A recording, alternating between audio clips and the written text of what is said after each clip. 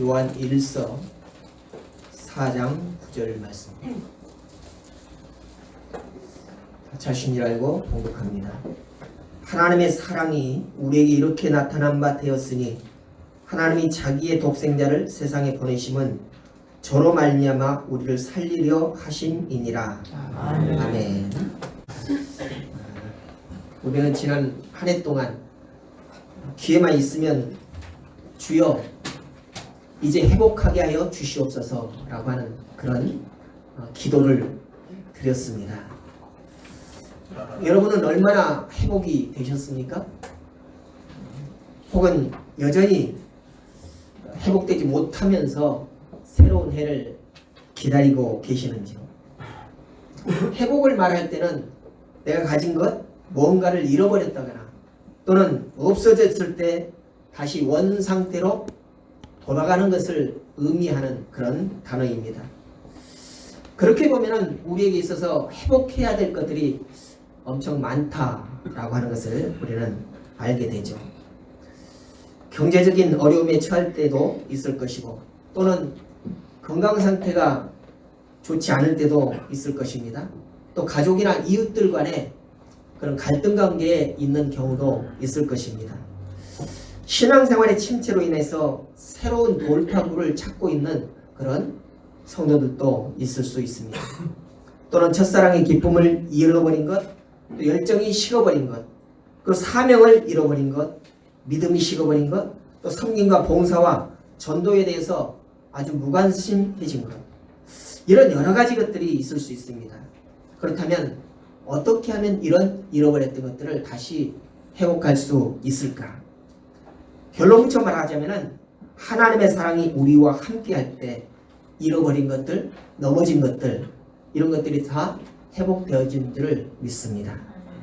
그렇다면 어떻게 하나님의 사랑을 경험할 수 있을까? 하나님의 사랑이 우리에게 있을 때 회복되어진다고 했는데 과연 우리는 어떻게 하나님의 사랑을 경험할 수 있을까? 이것에 대해서 오늘 말씀을 나누기를 원합니다. 그래서 하나님의 사랑을 경험하는 절기, 곧 대림절과 성탄절기가 바로 하나님께서 우리에게 부어주신 그 사랑을 경험하는 계절이 되기를 바랍니다. 첫 번째로 하나님의 사랑을 경험할 수 있어야 될 것은 하나님을 깊이 알아야 합니다. 호세아 선지자는 내 백성이 지식이 없으므로 망하는도다 라고 이렇게 외쳤습니다. 그러면서 백성들의 악함을 지적하면서 오라 우리가 여호와께 돌아가자. 여호와께서 우리를 찢으셨으나 도로 낫게 하실 것이요 우리를 치셨으나 싸매 주실 것이므로 그러므로 우리가 여호와를 알자 힘써 여호와를 알자라고 이렇게 말했습니다. 하나님을 아는 것이 그만큼 귀하다 또 중요하다라고 하는 것입니다. 하나님을 알 때 우리의 무너진 것들, 우리 흩어진 것들, 찢어진 것들이 다시 원상으로 회복될 수 있는 그런 원천이 된다라고 말하고 있는 것입니다. 그런데 호세아 때뿐만 아니라 지금도 하나님을 아는 지식이 없어서 회복을 경험하지 못하고 망해가는 사람들이 얼마나 많은지 우리는 알게 된 것입니다. 여러분 우리는 하나님을 얼마나 알고 있을까요? 여러분은 하나님을 얼마나 깊이 알고 계십니까? 하나님 앞에 예배 드리러 나올 때에 그분이 어떤 분이신지, 그분이 나에 대해서 어떤 일을 행하셨던 분이신지 그것을 깊이 알고 나오시고 계십니까? 또 하나님 앞에 설 때에 우리 심령이 어떤 생각을 가지고 하나님 앞에 서고 계십니까? 하나님의 이름을 부를 때 여러분의 마음은 어떤 마음을 가지고 하나님의 이름을 부르고 계십니까? 성경은 우리가 하나님을 알 수 있는 수많은 말씀을 기록하고 있습니다. 특히 그 중에 하나님의 이름을 많이 소개하고 있죠. 몇 가지를 들어본다면 이렇습니다. 여호와 이레, 예비하시는 하나님, 여호와 살롬, 평강의 하나님, 여호와 라파, 치료의 하나님, 여호와 니시, 승리의 하나님, 여호와 삼마, 거기 계시는 하나님. 이외에도 여러 가지 이름으로 하나님을 우리에게 나타내 보이고 계십니다. 하나님의 이름들은 모두가 다 하나님 자신을 위한 것이 아니라 모두 우리를 위한 그런 이름이다 하는 것입니다. 그리고 하나님의 이름들을 한 가지로 표현되는데 그것은 바로 하나님의 사랑이다 것입니다. 우리에게 여러 가지 단어로 이렇게 하나님에 대해서 알게끔 해주시는데 그것을 하나로 뭉쳐보면은 그것이 바로 하나님의 사랑이라는 것입니다. 하나님은 사랑하는 하나님께서 때로 우리에게 예비해 주시고 평안을 주시고 치료해 주시고 승리해 주시고 그리고 무엇보다도 우리와 함께 계시는 하나님으로 다가오신다는 것입니다. 특별히 오늘 본문은 뭐라고 말씀하십니까? 하나님의 사랑이 우리에게 이렇게 나타난 바 되었으니 라고 씁니다. 하나님께서는 사랑의 근본이신데 하나님께서는 사랑 덩어리신데 그 하나님의 사랑이 우리에게 어떻게 나타난가 어떻게 우리에게 드러내졌는가 라고 하는 것을 우리는 다시 한번 말씀을 통해서 알아야 된다는 것입니다. 그런데 그것이 무엇인가 보니까 하나님의 사랑이다 라고 이렇게 말씀하죠. 근데 단지 사랑이라고 하는 그 단어만 가지고는 하나님께서 우리를 어떻게 사랑하셨는지에 대해서 구체적으로 알지 못하는 사람들이 너무나도 많다는 것입니다. 여러분이 알고 계시는 그 하나님의 사랑은 여러분에게 어떻게 나타나셨습니까? 하나님 그 사랑이 여러분에게 어떻게 표현되셨습니까? 하나님의 사랑이 여러분은 어떻게 받아들이셨습니까? 아무 의미 없이 그냥 사랑이다. 하나님이 나를 사랑하신다. 라고 하는 것은 전혀 의미가 없다는 것입니다. 그런데 오늘 말씀을 통해서 우리에게 그 사랑을 나타내 주셨는데 어떻게 나타내셨느냐? 요한복음 3장 16절에 보니까 하나님이 세상을 이처럼 사랑하사 독생자를 주셨다라고 이렇게 말씀합니다. 독생자를 주심으로 우리에게 사랑을 표현하셨다는 거죠. 또 요한복음 3장 14절 15절에서는 이렇게 말씀합니다. 모세가 광야에서 뱀을 든 것 같이 인자도 들려야 하리니 이는 저를 믿는 자마다 영생을 얻게 하려 하심이니라.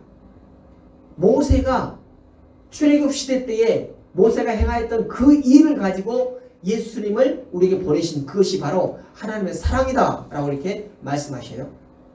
독생자를 우리에게 보내주신 것이 사랑의 표현인데 독생자를 어떻게 보내주셨냐? 다만 하나님의 아들로 이 땅에 오신 것으로 끝난 것이 아니라 그 아들 예수님께서 메시아이신 예수님께서 우리를 위하여서 어떤 일을 행하셨는가 그 말씀을 바로 오늘 요한복음 3장 14절 15절에서 말씀하고 있다는 것입니다. 다시 말해서 예전 2000년 전에 모세 시대 때에 모세가 이스라엘 백성들을 애굽에서부터 가나안 땅으로 인도해 낼 때 그때 일어났던 한 사건을 가리키면서 그것이 바로 하나님의 사랑의 표현이다. 또 먼 훗날 예수 그리스도를 통해서 이와 동일한 일을 너희들에게 펼칠 것이다. 이것이 바로 하나님의 사랑의 표현이다 라고 이렇게 가르치고 있다는 것입니다. 무슨 말씀인가? 이스라엘 백성들이 가나안 땅에 향하여서 광야로 나왔는데 이들은 하나님의 그 구원 사건, 다시 말해서 홍해를 가르는 그런 놀라운 기적을 보면서도 금방 그것을 잊어버리고 왜 우리를 이 광야로 내몰아서 우리를 죽게 하느냐? 왜 우리를 목말라 죽게 하느냐? 왜 우리를 배고파 죽게 하느냐? 라고 하면서 모세에게 불평과 불만을 쏟아부었다는 것입니다.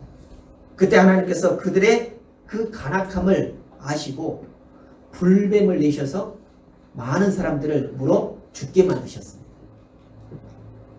그때에 모세가 이 백성을 살려주시옵소서라고 하나님 앞에 기도했을 때 하나님께서 응답하셨는데 뭐라고 해요? 노수로 뱀을 만들어서 장대 높이 달라. 그리고 백성들이 그 노뱀을 이름하여서 불뱀이라고 이렇게 별명을 지었습니다. 그 불뱀을 바라보는 자들은 살 것이다 이렇게 말씀해요. 놀랍게도 그 말씀을 믿고 불뱀을 바라보던 백성들은 뱀에 물리지 아니고 살아나는 그런 놀라운 역사가 있게 되었다는 것입니다. 그런데 이 사건을 통해서 하나님께서 말씀하시고자 하시는 뜻이 무엇인가 보니까 허물과 죄로 죽은 우리를 위해서 독생자 예수님이 십자가에 달리시게 되는데 그 십자가는 영광의 십자가가 아니라 저주의 십자가였습니다.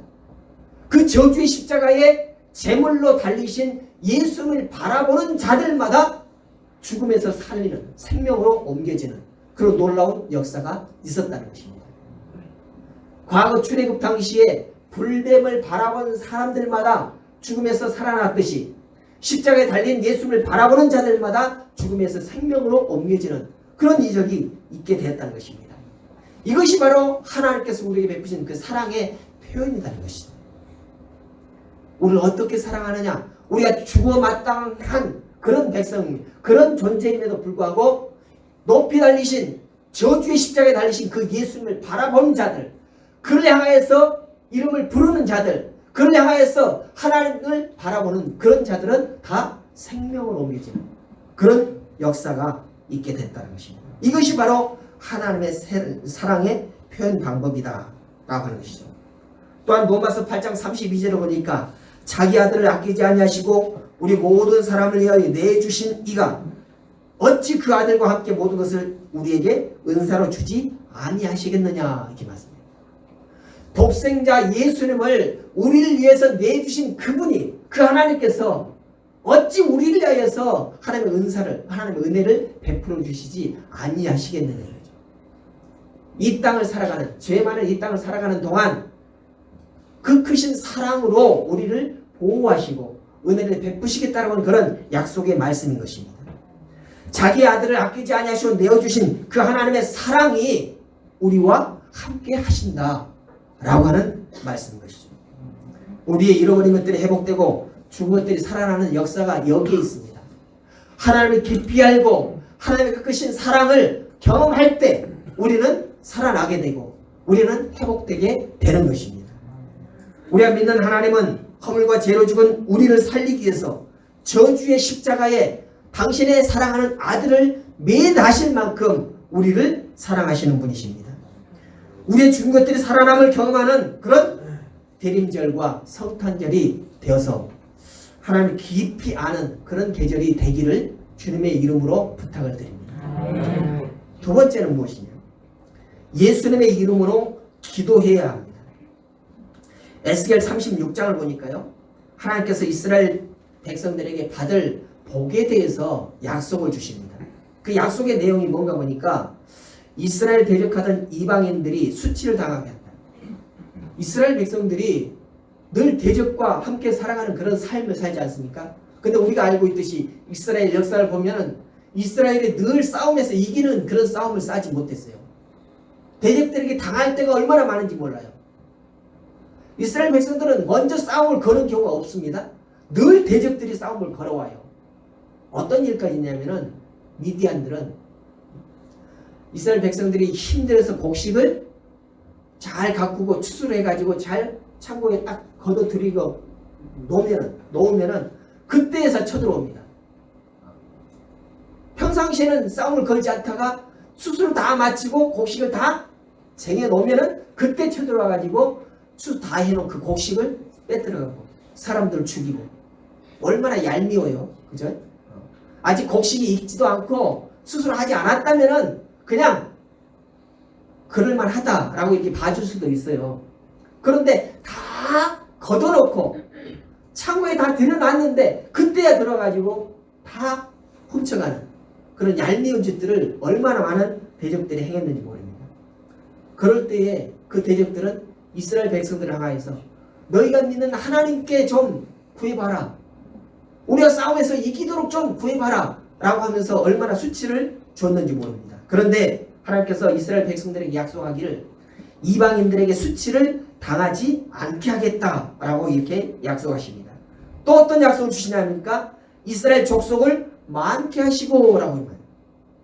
백성들을 많이 만들어서 많이 내게 하셔서 부강하게 하시겠다. 힘을 강대하게 하시겠다라고 이렇게 약속하십니다. 또 짐승의 수를 많게 해서 번성하게 할 것이고 또 처음보다 낮게 대우해 줄 것이고 다시는 자녀를 잃어보지 않게 하실 것이며 맑은 물을 뿌려서 정결하게 하시고 새 영과 새 마음을 주셔서 부드러운 마음이 되게 하시고 규례를 잘 지켜 행하게 하실 것이고 모든 더러운 데서 구원하시고 곡식이 풍성하게 하고 기근이 닥치지 않게 하실 것이며 나무의 열매와 밭의 소산을 풍성하게 해서 여러 나라에 역을 당하지 않게 하시겠다라고 약속의 말씀을 주셨습니다. 그러면 끝난 거 아닙니까? 그런데 그럼에도 불구하고 이렇게 말씀을 이어가십니다.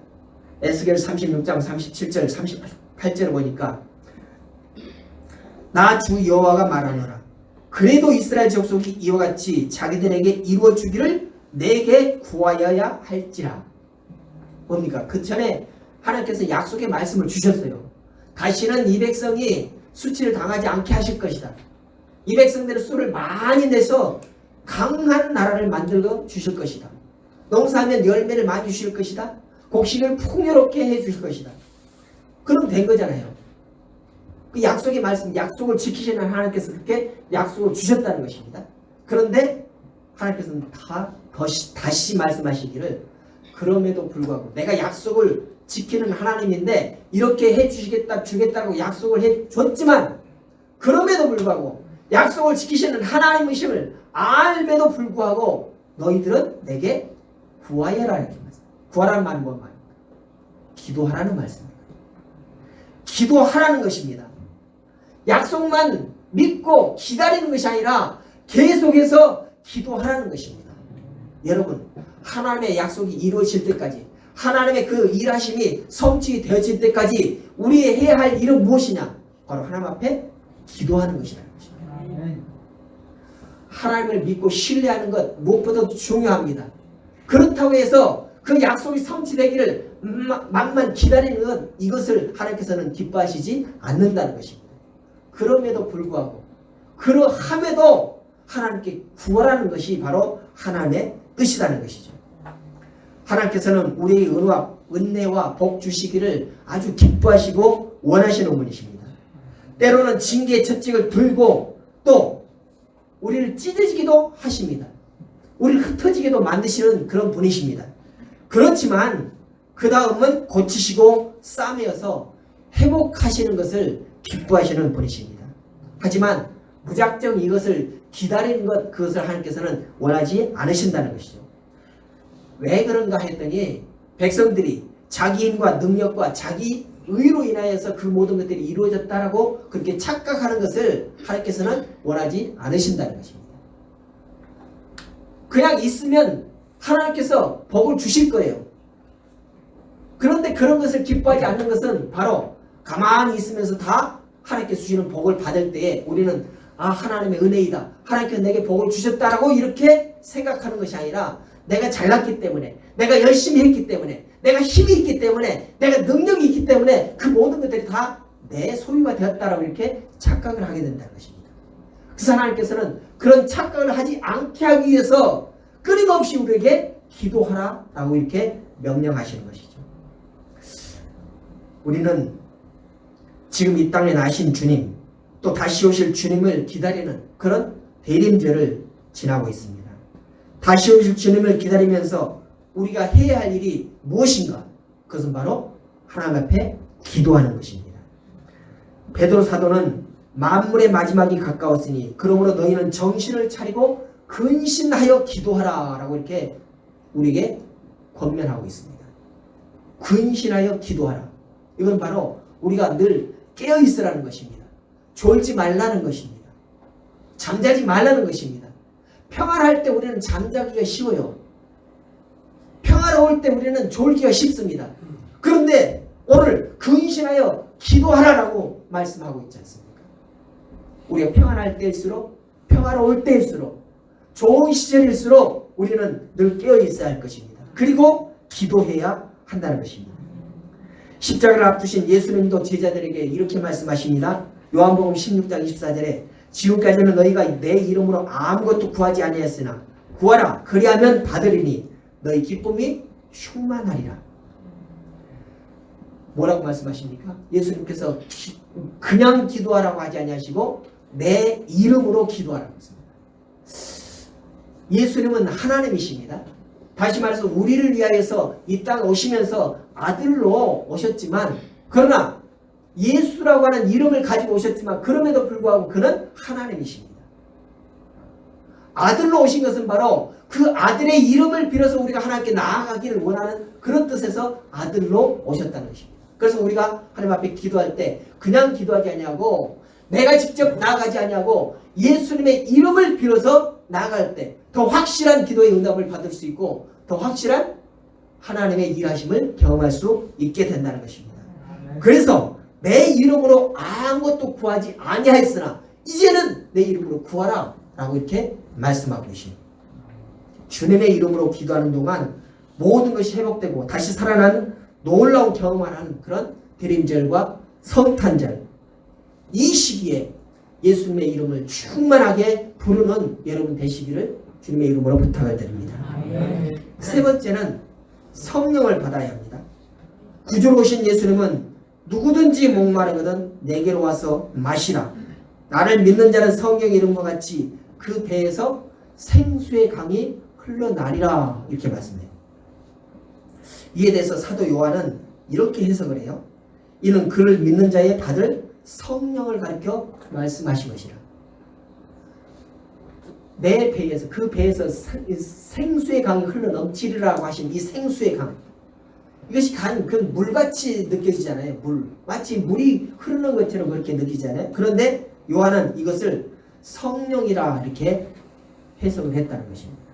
다시 말해서 우리가 예수님께서 우리에게 주시는 그 말씀을 통해서 우리가 목마름, 갈증, 영적인 갈증을 해소하게 되는데, 그러할 때 예수님께서 우리를 통하여서 생수의 강이 흘러 넘치리라고 말씀하시는 이것은 바로 우리가 성령의 충만함을 입게 된다는 말씀인 것입니다. 여기 우리 생수의 강이 무엇인지를 잘 알고 있습니다. 출애굽을 할 때 광야를 걷던 이스라엘 백성들이 물이 없어서 모세를 통해서 하나님을 원망하고 모세를 돌로 치려고 하는 그런 일들이 몇 번 있었지 않습니까?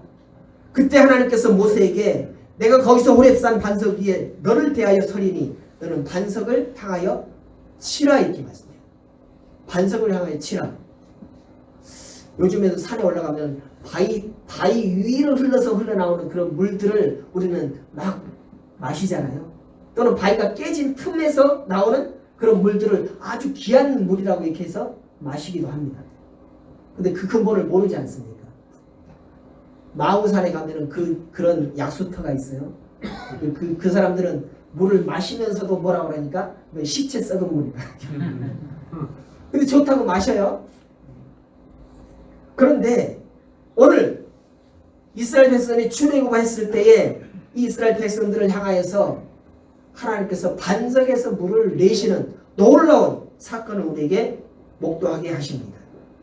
모세가 말씀대로 행했을 때에 모든 백성들이 그 반석에서 터져나오는 물을 마시며 살아나게 되었다는 것이죠. 사도 바울은 이를 가리켜서 다 같은 신령한 음료를 마셨으니 이는 그들을 따르는 신령한 반석부터 마셨음에 그 반석은 곧 그리스도 신이라 이렇게 말씀합니다. 반석이 바로 예수님이라는 말씀입니다. 예수님께로부터 나온 물, 그것이 바로 생수라는 것인데 예수님께로부터서 무슨 물이 나왔어요? 그때 안 살아서 모르겠죠?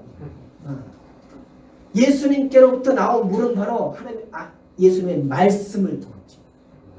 말씀의 말씀. 그 말씀을 우리가 듣고 먹음으로 우리는 그 말씀에 취해서 그 말씀으로 인하여서 갈증이 해소가 되어진다는 것입니다. 모세가 반석을 친 사건은 예수님의 고난을 상징하는 것입니다.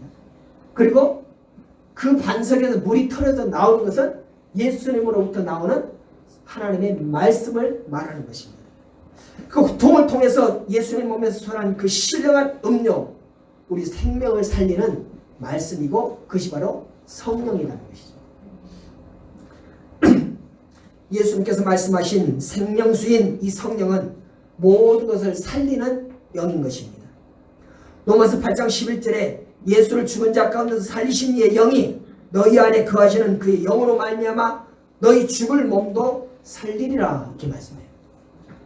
우리가 죽어 마땅할 그런 존재이지만 예수님께서 말씀하신 그 말씀을 먹음으로 인하여서 우리가 성령을 받고 그 때문에 우리가 새로운 영을 받게 된다는 것입니다. 성령은 살리는 영이십니다. 성령이 가시는 곳마다 모든 것이 회복되고 살아나게 되는 것입니다. 여러분 안에 성령이 충만하기를 축복합니다. 여러분이 성령에 붙잡힌 바 되기를 주님의 이름으로 축복합니다. 그럴 때 우리는 죽은 자에서 살아나는 자로, 넘어진 곳에서 일어나는 것으로, 찢겨진 것에서 다시 봉합되어지는 그런 놀라운 역사를 보게 된다는 것입니다. 에스겔 47장에 보니까요, 성전 문지방에서 흘러나온 생명수가 강이 되어 흘러갈 때 강과 바다가 살아나고, 또 그 강가에 있는 모든 생명체의 나무들이 잎이 말랐다가 다시 살아나는 그런 역사가 있게 됩니다. 그리고 그 말라버린 나무들이 살아나서 다시 훌륭한 열매를 맺는 그런 놀라운 환상들이 보여지게 되는데, 이런 이적들이 우리가 생명수인 예수 그리스도의 말씀을 먹고 성령이 충만할 때 우리로부터 그렇게 다시 살아나는 역사가 있게 된다는 것입니다. 생명수인 강이신 성령이 이번 대림절과 성탄절 동안에 내 안에, 또 내 삶의 자리에, 그리고 내 가정 위에, 그리고 내 교회 위에, 우리가 속한 공동체 위에 활발하게 움직여서 충만한 그런 삶을 살아가는 여러분의 삶이 되시기를 주님의 이름으로 축복합니다. 성령께서 이번 성탄절에 성도 여러분 안에 생명수의 강물로 임하셔서 모든 것을 회복시키는 성령 충만한 은혜가 있기를 다시 한번 주님의 이름으로 축복합니다. 이 땅에 독생자 예수님을 보내신 하나님의 사랑을 알고, 또 예수님의 이름으로 우리가 기도하고, 또 성령을 받아 살아갈 때에 우리는 우리 삶 가운데 잃어버린 것들, 우리 삶 가운데 넘어져 버린 것들, 쓰러져 버린 것들, 찢어져 버린 것들, 이런 것들이 다시금 원상이 회복되지는 놀라운 회복의 역사가 있게 된다는 것을 깊이 인식을 하면서, 곧 우리는 예수 그리스도를 통하여서 다시금 살림을 받았던 그런 존재로서 우리 삶 가운데서도 다시금 회복이 있어지는, 다시금 일어섬이 있는, 다시금 봉합되어지는 그런 놀라운 역사가 여러분의 삶과 함께 되기를, 그리고 하나님의 성령의 충만함이 여러분의 삶에 충만하기를 다시 한번 주님의 이름으로 축복합니다. 기도하겠습니다.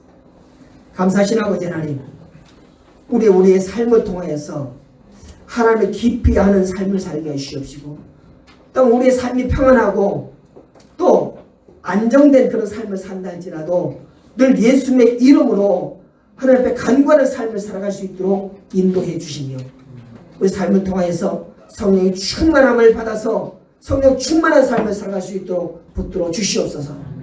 그렇게 살아갈 때 우리 삶이 다시금 첫사랑을 회복하고, 찢어진 것들이 다시 봉합되고, 넘어진 것들이 다시 일어나며, 죽은 것들이 다시 살아나는 놀라운 역사를 경험하게 하시겠다라고 하신 하나님의 약속을 믿고 나아가는 저희들 될 수 있도록 인도하여 주시옵소서.